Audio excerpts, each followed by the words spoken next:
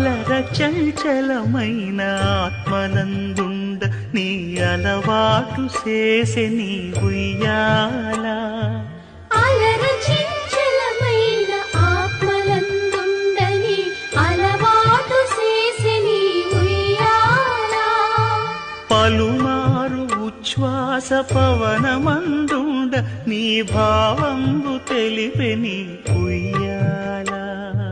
పలుమారు ఉచ్ఛ్వాస పవనమందుండ నీ భావంబు తెలిపే నీ